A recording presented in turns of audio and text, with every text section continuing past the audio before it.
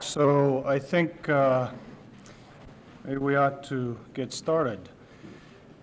This evening we're going to have the opportunity to hear a topic that all of us have experienced at one time or another. The focus of the talk is going to be conflict, human conflict, and of course this topic impinges upon most of the disciplines that are offered here at Iowa State. It impinges a great deal upon the field of anthropology. Most of us who are anthropologists are concerned a great deal about why conflict arises and why it seems it is so difficult for human beings to speak to and with each other rather than past each other. Now, in the last few months, all of us have been privy to a great deal of mass communication coverage of the situation in Iran. Unfortunately, a great deal of this coverage has been decidedly one-sided. There's been very little opportunity to understand why, in fact, such a situation has come to be. And of course, there are economic and political difficulties. There are also cultural and value differences. There are differences in belief systems at play here. And the speaker tonight is eminently qualified to deal with some of these issues. Soraya Noland comes to us with a background from both economics and anthropology. She completed her bachelor's degree in economics at Memorial University of Newfoundland in 1970, and then her MA and her PhDs were done in anthropology at the State University of New York in Buffalo. Her research in Iran dealt with conflict resolution,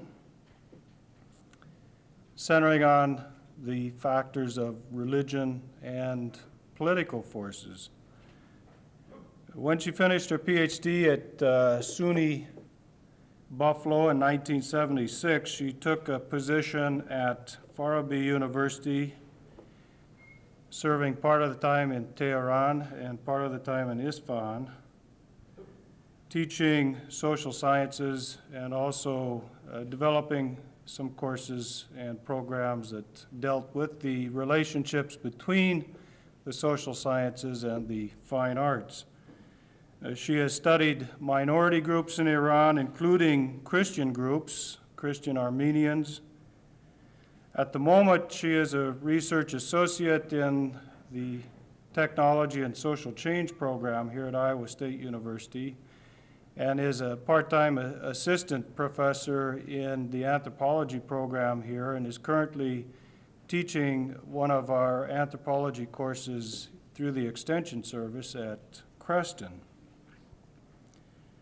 The impetus for bringing Dr. Noland here started with the philosophy department and then carried on to the anthropology program and the Department of Political Science, and was formally initiated through the lectures committee. So there is quite a bit of very interesting mix in terms of the academic programs and departments that came together to make it possible for Dr. Noland to speak.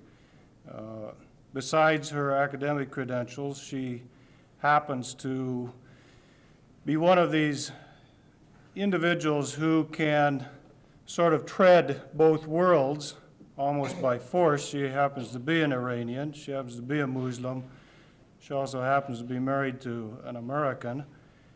And so her interests lie both here in the States as well as in her homeland, and certainly a great deal of interest in resolving some of the conflict in a humanistic fashion. So I'll turn the floor over to Dr. Nolan, and at the end, if there are any questions, I'm sure she'll be willing to deal with them.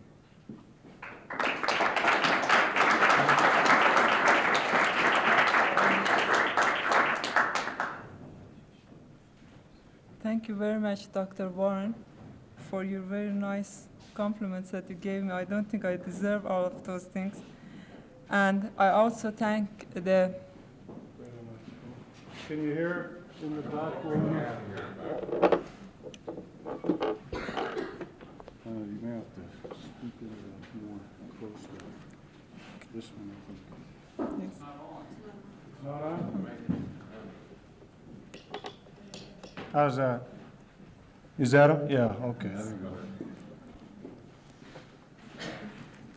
I also thank the Departments of Political Sciences, Philosophy and Religious Study, and also Anthropology Department for giving me the opportunity to talk tonight on the topic.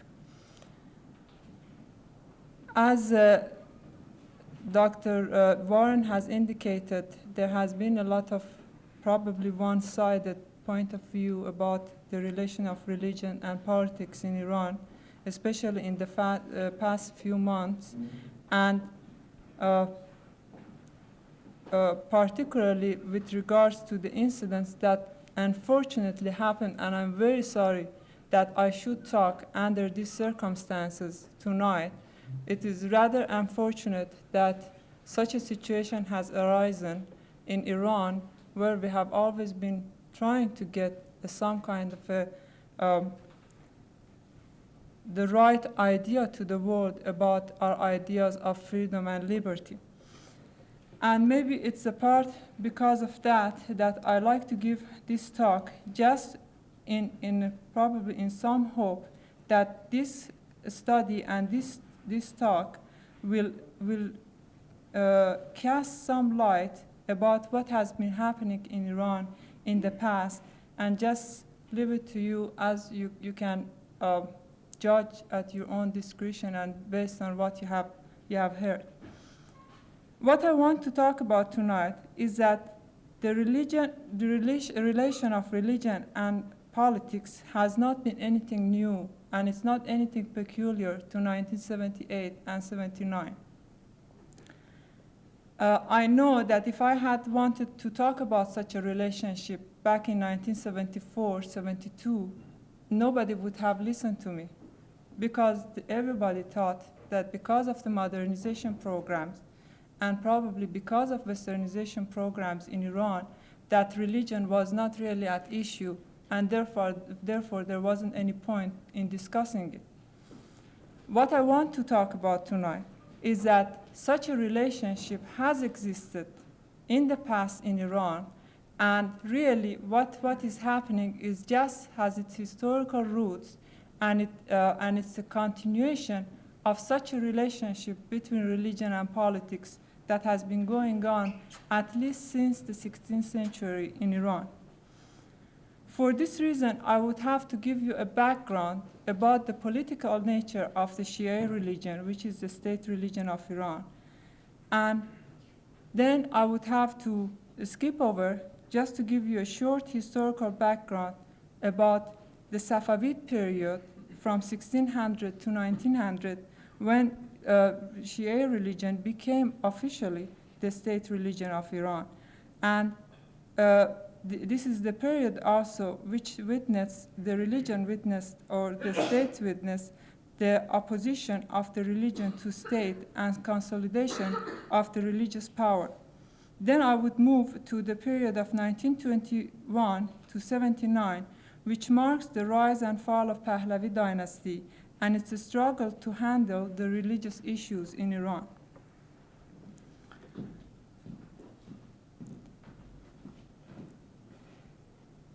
Shiite religion originated in the dispute between the followers of Muhammad, the Prophet, in 642 AD.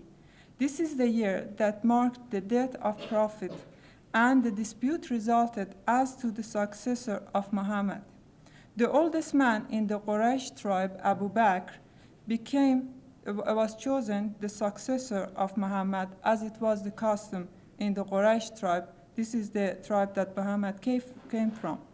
However, there were a group of Muslims who called themselves Shia Ali, which means party of Ali, maintained that before his death, the Prophet has designated Ali, his son-in-law and cousin, as his successor on Eid al-Qadir, which is the most important festivity in Iran and in Shia world.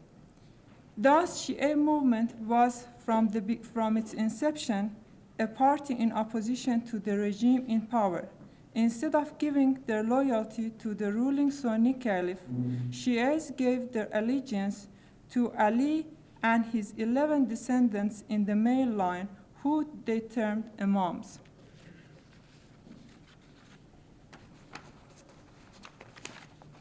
However, Goldschmidt, in his book Concise History of the Middle East, maintains that it was the third Imam of the Shias, which is named Hussein, that set the precedent for the inheritance of the line of the Imams. Most of the early Shias were Arabs, but the Iranians soon adopted the movement as an ideal vehicle for the expression of their protest as being a second-class citizen in a largely Arab empire. To the political stem of Shiism, the Iranians created the legend that Hussein, the younger son of Ali and the third Imam in Shia, married the daughter of the last Sassanid king, overthrown by Arabs. Even some Iranian authorities on the biography of Hussein do not confirm the validity of such account. However, it is a popular belief, and as Savory indicates, in this way, Shiism was lifted out of its purely Islamic context and linked with the Iranian historical, traditional, and nationalist sentiments. The son of Hussein and the Iranian princess, the fourth Imam, united in his person the double chain of Imamat, which is the office of the Imam, and Persian royalty. In 680 AD, the troops of Sunni Caliph, which is named Yazid, killed the third Imam, which is Hussein, on the field of Karbala in Iraq.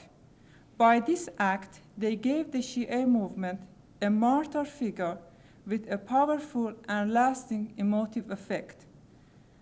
The martyr of Hussein, which occurred on the 10th day of Muharram, is commemorated by the Shias, and such grief is expressed by flagellation with chains, slashing themselves, and other forms of mourning.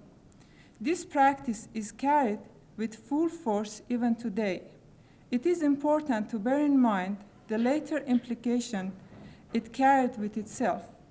The story of tyranny of Yazid against Imam Hussein has carried over through this time in both politics and religion scenes. Hussein is also referred to as the Lord of Martyrs. After the Karbala incident, Shiism ceased to be merely a political movement and became a religious movement, which rapidly developed its distinctive theological doctrines and system of religious law. The most distinctive laws was the doctrine of the Imamat. The 12 Imams were credited with the special and unique powers, the most important of which was sinlessness or infallibility. Infallibility was transmitted to the Imams from the Prophet by virtue of their having inherited from him the light of God.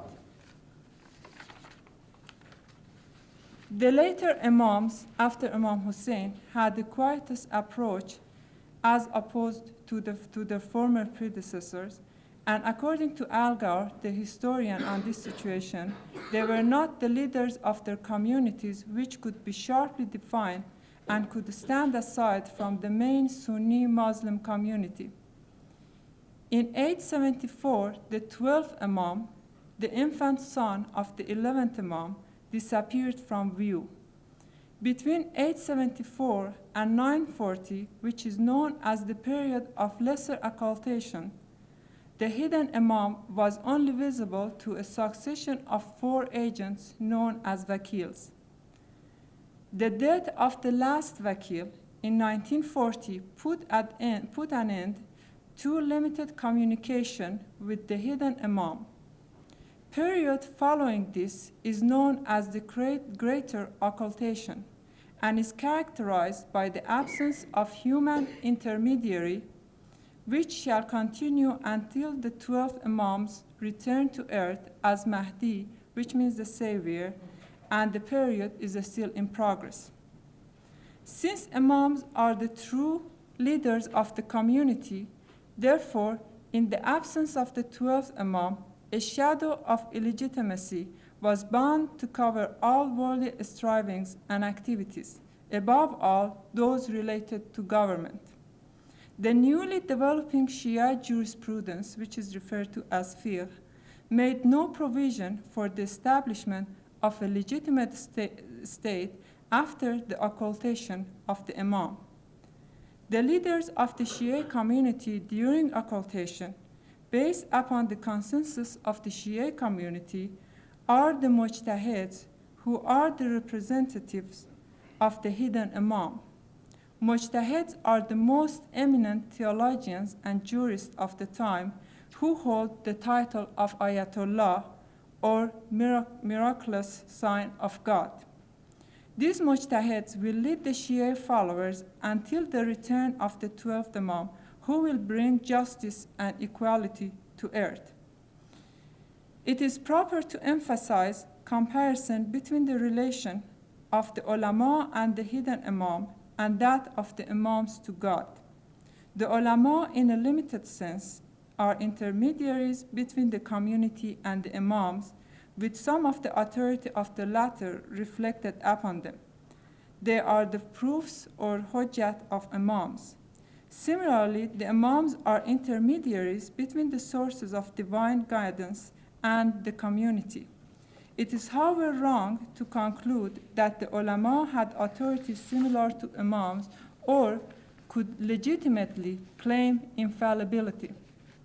As it was mentioned, their importance lies rather in their supplying a living source of reference and leadership for Shia community, and they came to personify the leadership of the community. As it will be seen later, this was their chief source of political and social influence in Iran. Furthermore, in Shiaism, the primary duty of the believer after the belief in God and Prophet is total loyalty and obedience to the hidden imam. He who dies without recognizing the imam dies as an unbeliever.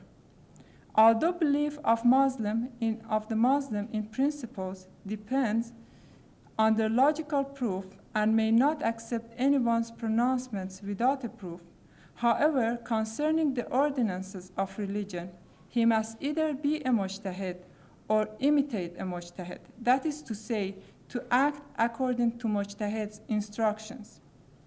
Mujtahid is the one who exercises ijtihad, that is, searching for a correct opinion, particularly in deducing of the specific provisions of religious law from its principles and ordinances.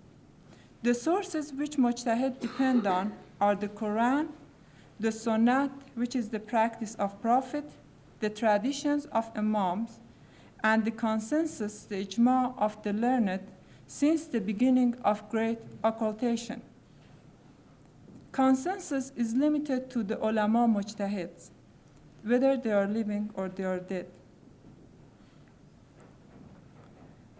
The other conditions, the conditions for being a mujtahid are maturity, intelligence, being of male sex, having faith, justice, and legitimate birth.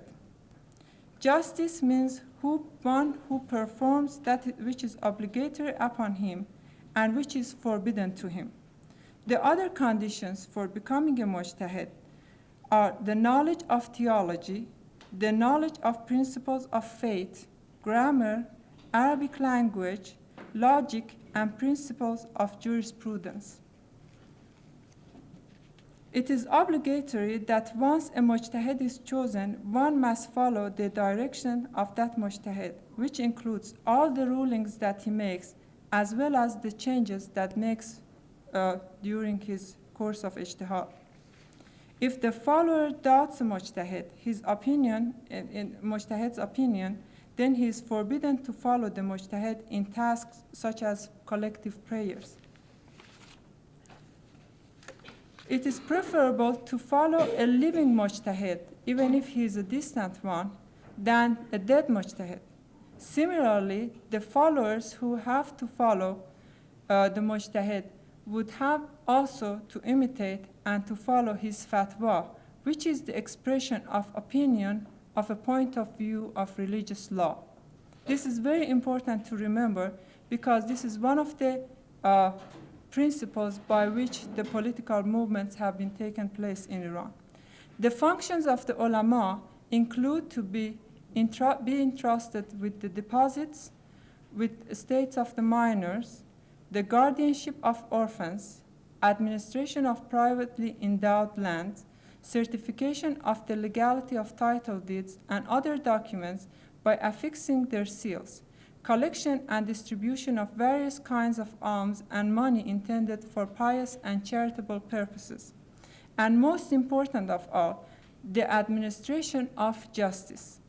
The sources of income were endowments attached to shrines and mosques and the various grants of individual and the percentage of one's income to be paid for the administration of the Shia clergy and schools. Since the piety and learning, the two chief characteristics by which one is to recognize one worthy of imitation or the following, were not possible to be assessed at a distance by all the followers, then there was a need for an intermediary who could bear witness to the learning of the mujtahids and perform some of their functions. These were called mullahs, and in an illiterate community, mullah came to exercise a great amount of authority and also were the only educators in matters of religion. The number of the mullahs acted as physical expression of the power of the mujtahids to where they were attached, to whom they were attached. This is also significant to remember for the future developments.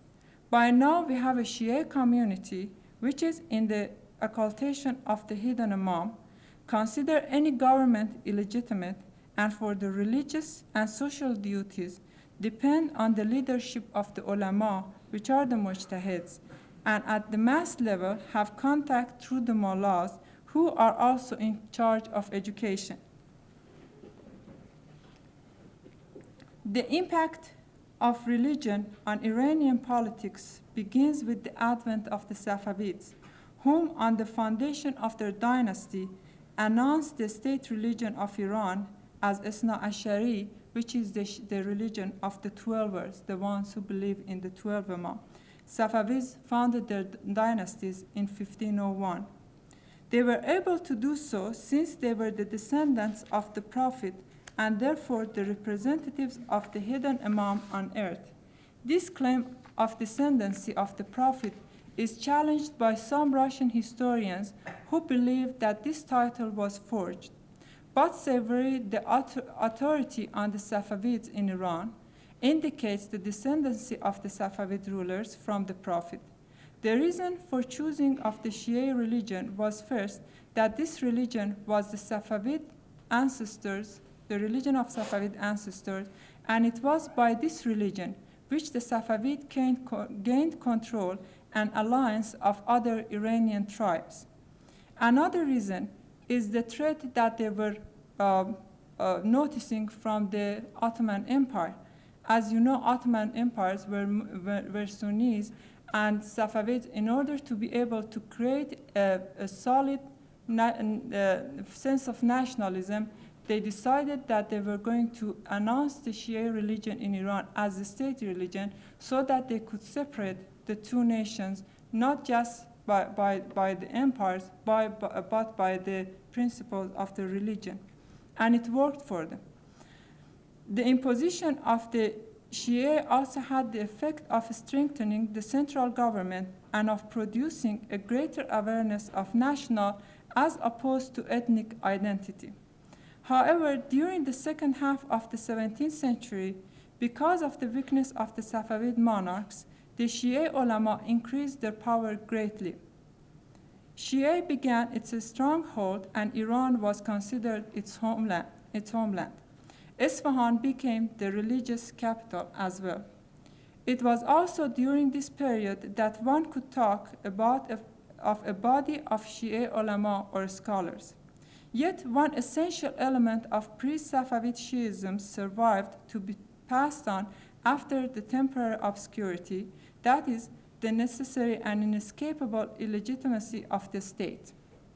The fall of the Safavid dynasty, which was accomplished by the attack of the Afghans in mid-18th century, accompanied by the massacre of many people, including the religious class.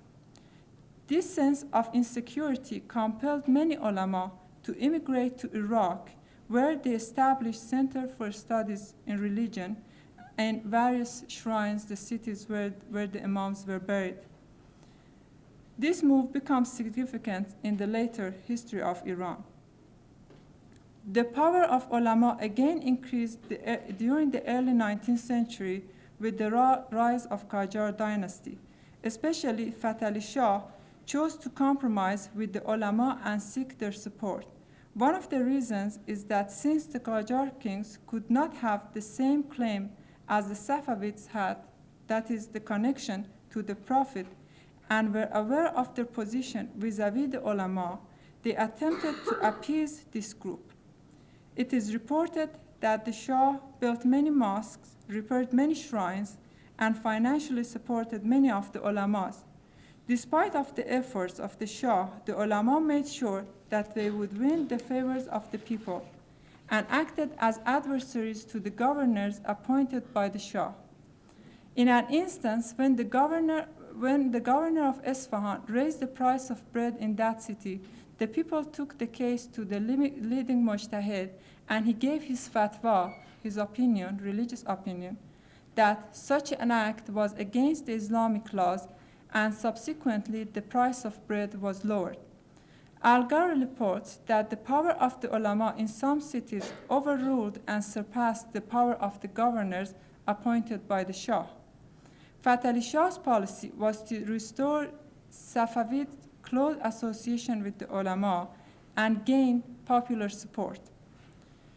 The power and influence of the ulama was not limited to the internal problems and extended to the foreign policy as well.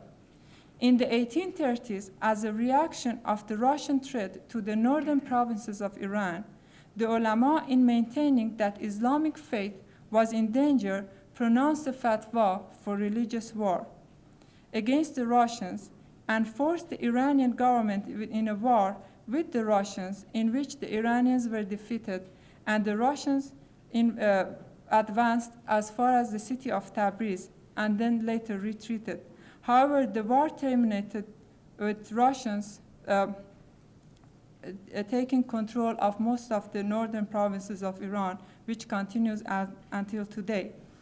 Now, according to some of the historians, namely Algar, he claims that probably one of the reasons that the ulama were encouraged to give their fatwa was that the crown prince was in favor of attacking the Russians, but the Shah in the in Tehran was opposing it.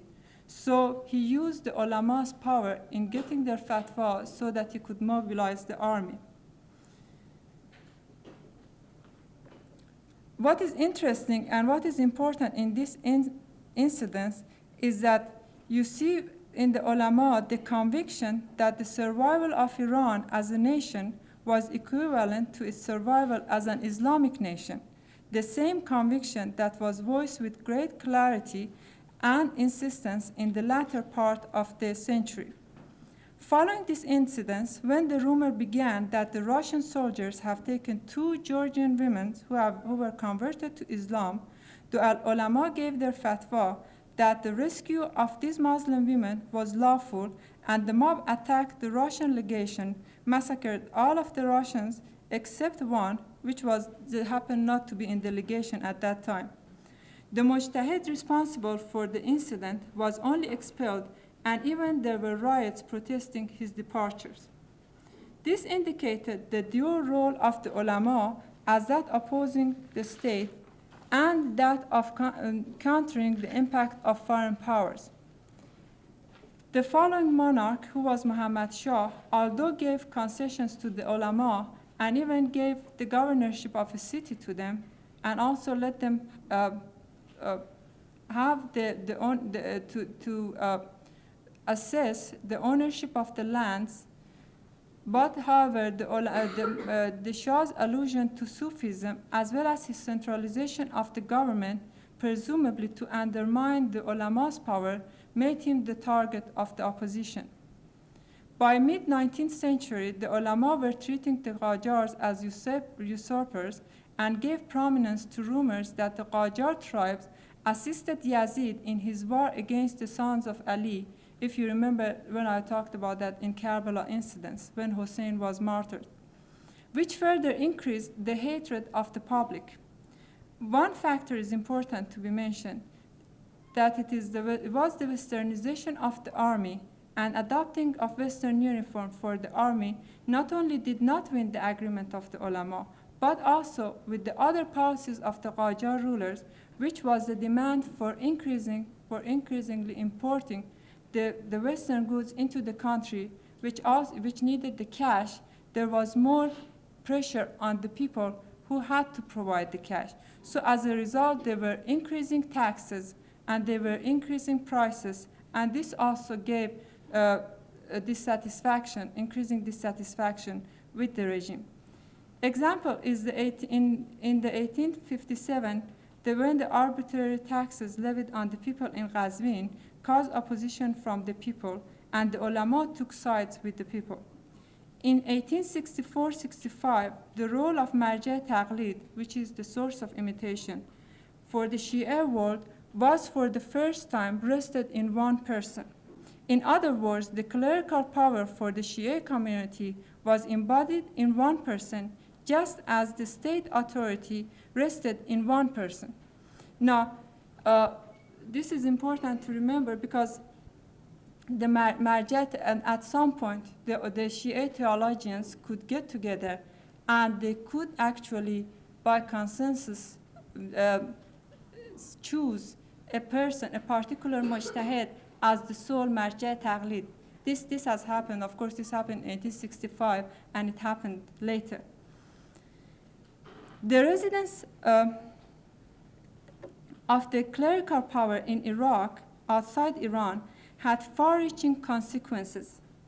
The contact with the Iranian and followers were made through the pilgrims and later through telegrams. Thus, the religious authority was not within Iranian boundary and could not be controlled by the state. In 1858-60, orders were given for the establishment of Justice Department, and it was required that it would be present at the religious courts, which were, of course, being managed by the religious people. In the case of the foreigners, their council had to be present.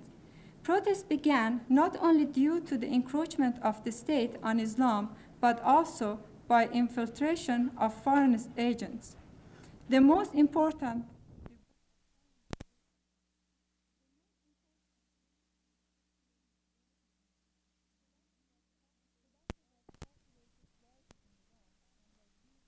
tobacco was cultivated widely in Iran and was used by all classes of people.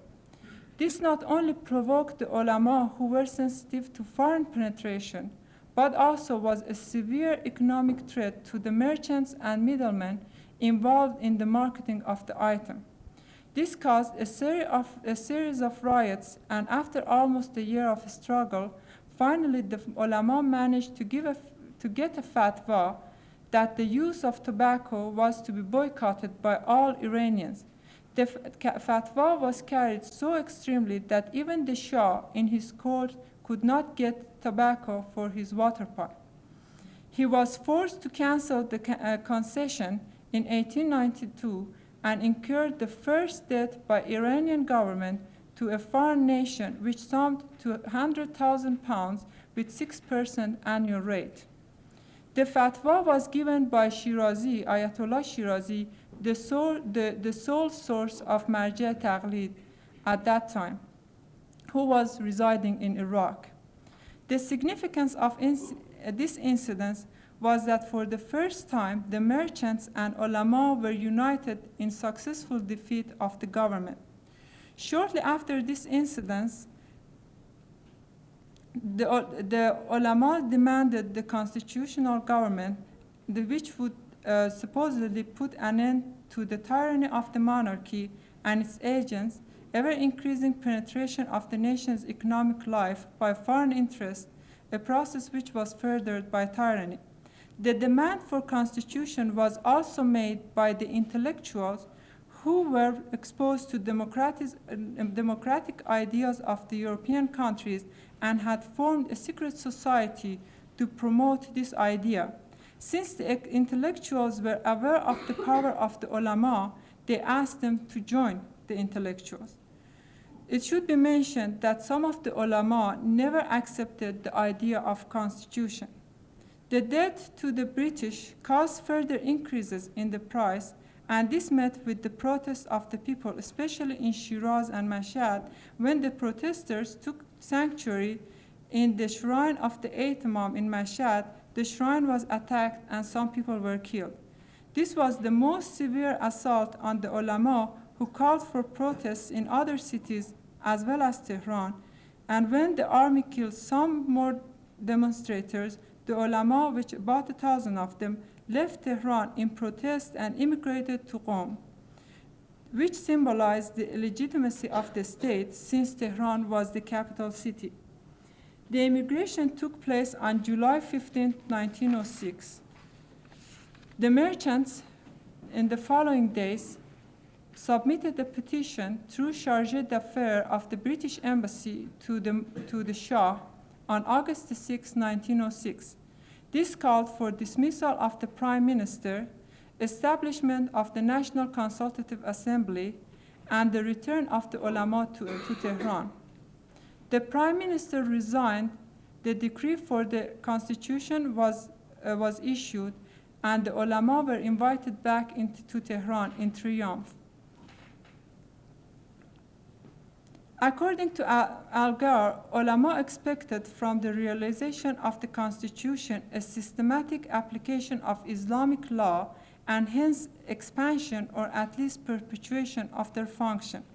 This goal was completely different from those of the intellectuals whose demands for constitution was based on the democratic ideas and the European idea of democracy. It should be mentioned that Iranian constitution was copied after the Belgian constitution. But the constitution at the same time maintained that the laws of the country should not be contrary to the Sharia laws, and the Shia Twelvers was the official religion of Iran, and furthermore, a committee of not less than 5 ulama empowered to carefully discuss and consider all matters proposed in the newly elected National Consultative Assembly, or which we call Majlis, and to reject and repudiate, wholly or in part, any such proposal which was at variance with the sacred laws of Islam, so that it shall not obtain the title of legality. Despite these laws, the alliance between the intellectuals and the ulama dissolved, and the power of the ulama decreased until it reached its lowest in the Reza Shah's time. I just want to give you an idea of how the ulama thought about the monarchy at that particular time in Iran in the 19th century, and I like to quote a favorite saying by Ayatollah Shirazi, who gave his opinion for the boycott of tobacco. He said that if you see the ulama at the gates of the kings, say they are bad ulama and bad kings. If you see the kings at the gates of the ulama, say they are good ulamas and good kings. I don't know what happened when we had a bad king and good ulamas. Although Reza Shah offered the republic to the country, the Mujtahids did not like it. And Savory believes that the reason the Mujtahids or the ulamas did not favor the idea of the republic was that they were noticing and they were quite aware of what was going on in Turkey at the time of Ataturk, and they knew that there was secularization taking place and that they were afraid that this would be a threat to their function. As it turned out, Reza Shah followed Ataturk's secularization policy, and this caused the decline in the clergy's power. The reform of the Reza Shah included the unveiling of the women, which was done partly by force in order to give equal right to the women in the society, introduction of modern education, administration of religious lands, which was the responsibility of the religious group, and now it was transferred to the Ministry of Education.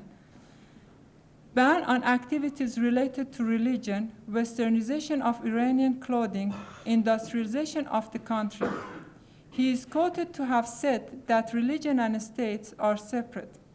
The ulama opposed the westernization and unveiling, didn't like their source of income to be cut off, and introduction of modern education took away their traditional role in education. However, since Reza Shah's education reform was mainly for the upper and middle class, the influence of the clergy remained untouched partially until the advent of educational corps in 1960s. The educational corps were the group of young people who, instead of serving the army, they were supposed to go to the villages and be in charge of the elementary education. The merchants were hurt by the industrialization in the decline of handicrafts and the demand for domestic clothing and textile.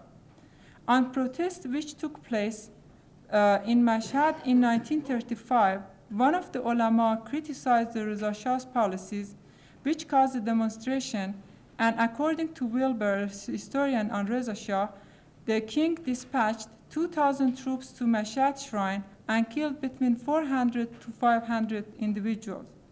Also, Reza Shah tried to reduce the number of the clergy's representative in the Consultative Assembly. In the 6th Consultative Assembly, there were 40% clerics. In the 7th Consultative Assembly, there were 30%, and in the 11th Consultative Assembly in 1937, there was not a single religious figure of importance. It should be mentioned that Majlis had a decorative function during the Reza Shah. According to an informant, the rumors had begun that Reza Shah was a Babi, the religious minority of the minority, which was quite hated by the Shia Muslims.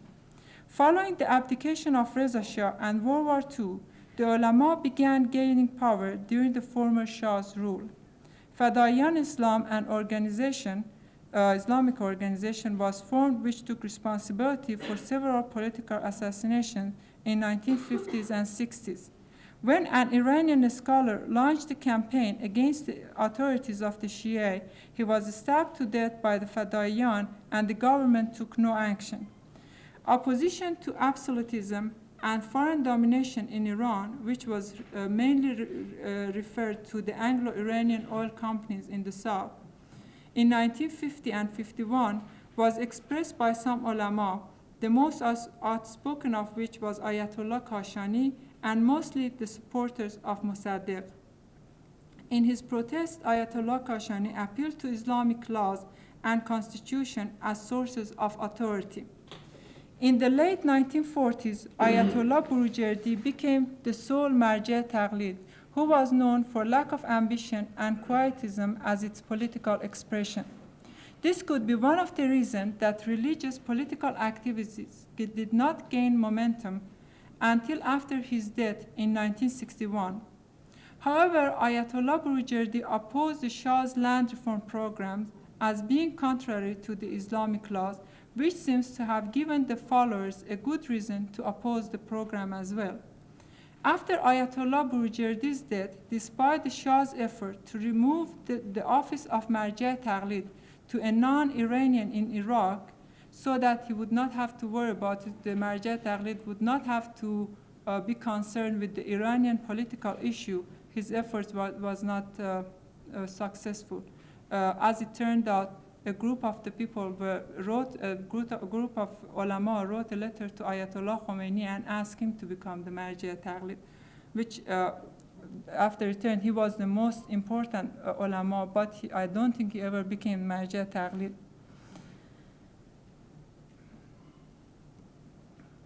In the meantime, Ayatollah Khomeini emerged as one of the stronger opponents of the regime. The reasons for oppositions are not agreed upon by all scholars. Algar believes that the land reform and women's right to vote were not the issues of Khomeini, and these claims were never substantiated by the regime. While Bain, who wrote the book on kingship in transition, indicates that the land reform was one of the issues, and the popular belief among the traditionals, however, did not favor the freedom of vote for the women and the introduction of educational courses, which included the females as well. In his formal opposition to the Shah, Ayatollah Khomeini criticized the autocratic rule, violation of constitution, proposal of to grant capitulatory rights to American advisors, military personnel, and their dependents in Iran, contracting $200 million loan for the purchase of American military equipment, maintenance of diplomatic, commercial, and other relations with Israel, a nation hostile to Muslims and Islam. Also, he maintained that since Majlis, that's the National Consultative Assembly, was not popularly elected, it was illegitimate and contrary to the Quran. This caused demonstration in Feyziye Madraseh, which was where Ayatollah Khomeini was preaching in 1963, and spread to other major cities, such as Tehran, Mashhad, Shiraz, and Kashan. This led to the exile of Khomeini to Turkey and in June 1963, and later he was permitted to go to Iraq, where he kept in contact with the pilgrims and residents and even the pilgrims in Mecca. In 1967, he sent a letter to Hoveyda, the late prime minister, reiterating his points of violation of constitution, foreign intervention, but did not mention the land reform or women issue. In May 1970, when a consortium of 35 American investors met in Tehran to discuss further investment in the Iranian market, industry, agriculture, mines, tourism, and distribution of consumer goods, a Tehran mujtahid named Ayatollah Saidi called the government's act a tyrannical agent of imperialism and said that it was the duty of the ulama to imitate their forebears like Ayatollah Shirazi, who was responsible for tobacco boycott, by rising up in protest against the usurpation of economic resources of the country. He was arrested and tortured to death. A point to be mentioned is that as early as 1960s, and according to the Thais, the anthropologist who has done work on the religion and culture change in Iran, the religious gatherings commemorating the Hussein's martyrdom included the analogies between the tyrannical rule of the regime and the government of Yazid, who was responsible for the martyrdom of Hussein. In January 1971, the Shah talked about the prospects of Sipahi-Din, that is, the clergy would be required to serve in religious corps instead of the army. This was suspected of by the ulama, as they were afraid that this would be another further attempt to reduce their powers. And it was the other reason was that in the past, serving in the military was used as a punitive action against the clergy.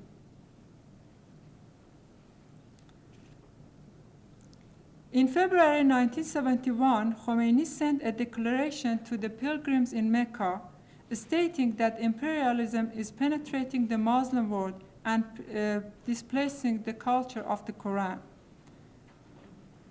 Also at this time, there emerged a group which was to link the ulama and the intellectuals, mainly to oppose the Shah, called the Freedom Movement.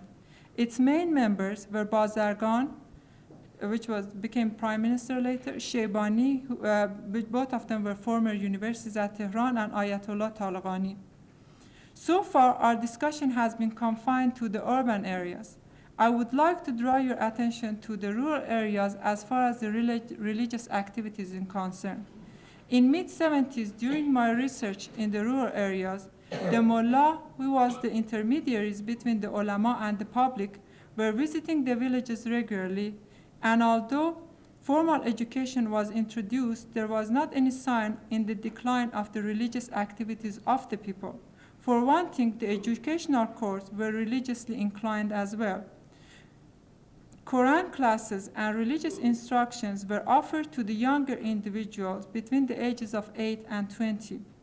In these classes, issues such as modesty of women and dangers of movies and television were discussed, but there was not any mention of government programs. The mullahs had a good amount of influence on the people's life.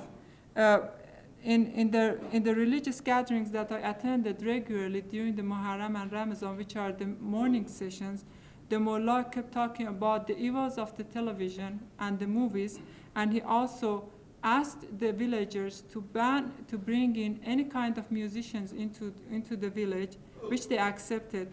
And he also made all of the younger boys to go and have a haircut, because that was the time that everybody was, wearing the long hairstyle that just hit the Iranian villages, and he thought that just looked like a woman's hair.